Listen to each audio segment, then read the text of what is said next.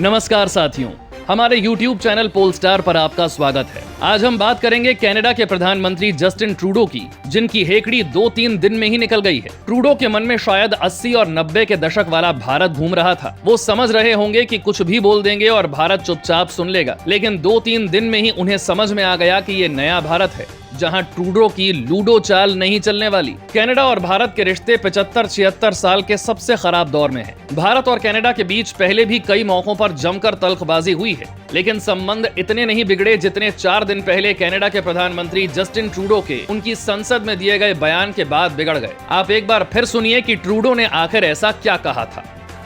Over the past number of weeks, Canadian security agencies have been actively pursuing credible allegations of a potential link between agents of the government of India and the killing of a Canadian citizen, Hardeep Singh Nijjar.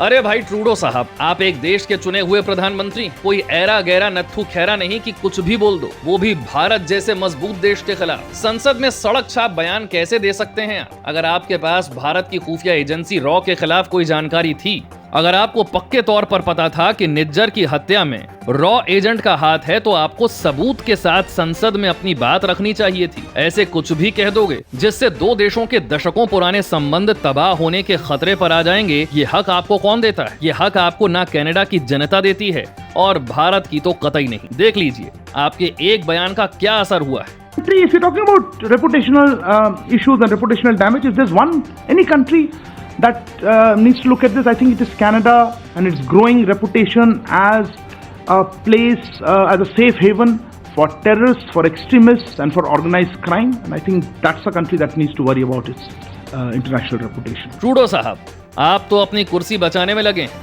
अपनी राजनीति चमका रहे हैं, वहां के चंद कट्टरपंथियों को खुश रखने के लिए पूरे भारत को उकसा रहे हैं, भड़का रहे हैं। आपको कनाडा में खालिस्तानी कट्टरपंथी पार्टी न्यू डेमोक्रेटिक अलायंस के 24 सांसदों का समर्थन चाहिए। आपके पास बहुमत नहीं है। सत्ता में बने रहने के लिए 338 सांसदों वाली संसद में आपके पास महज 158 वोट हैं। आपको 170 सांसदों का समर्थन चाहिए, जिसके लिए आप कट्टरपंथी जगमीत सिंह की पार्टी के 24 सांसदों के तलवे चाट रहे हैं। आप कुछ भी कर देंगे, कुछ भी बोल देंगे और भारत चुपचाप सुन लेगा। ये भूल जाइए, ये नया भारत है, ये घुस कर मारता है। विदेश मंत्रालय के कड़े बयान के बाद आपको ये समझ भी आ गया होगा। जस्टिन ट्रूडो साहब, ये मत भूलिए कि कनाडा में 20 लाख से ज्यादा भारतीय रहते हैं। आपकी अर्थव्यवस्था उन्हीं के दिए हुए टैक्स से चलती है। आपकी वर्किंग पॉपुलेशन में सबसे ज्यादा हिस्सा भारतीयों का है। हमारे पंजाबी भाई कड़ी मेहनत करके वहाँ इस मुकाम पर पहुँचे हैं। उनमें से चंद लोग हो सकता है कि कुछ भटक गए हो सकता है कि कुछ लोग खालिस्तान के समर्थन में बातें कर रहे हो, लेकिन पूरा भारतीय समुदाय ऐसा नहीं है। ओटावा,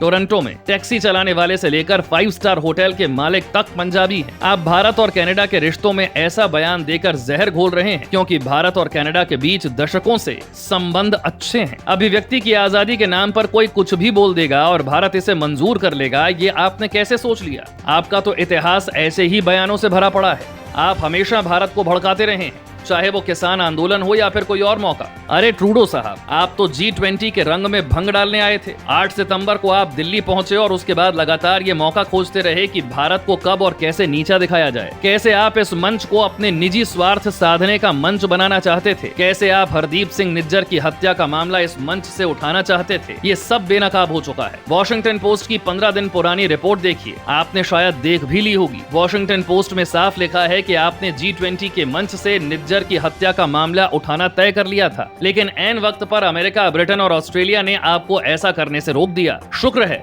आप हमारे मेहमान थे, इसलिए हो सकता है मोदी जी ने सीधे सीधे आपको कुछ ना कहा हो। अरे ट्रूडो साहब, आप अपनी कलाकारी अपने पास रखिए। भारत में ये सब करने की हिम्मत मत करिए। ना पहले कर पाए हैं ना आगे कर पाएंगे। हमें पता है कि कनाडा में अगले 2 साल तक आपका खालिस्तानी कट्टरपंथी जगमीत सिंह की पार्टी न्यू डेमोक्रेटिक अलायंस के साथ गठबंधन है। आपकी लिबरल पार्टी बुरे हाल में है। यहाँ वहाँ की बातें करने की बजाय अपनी पार्टी पर ध्यान दीजिए।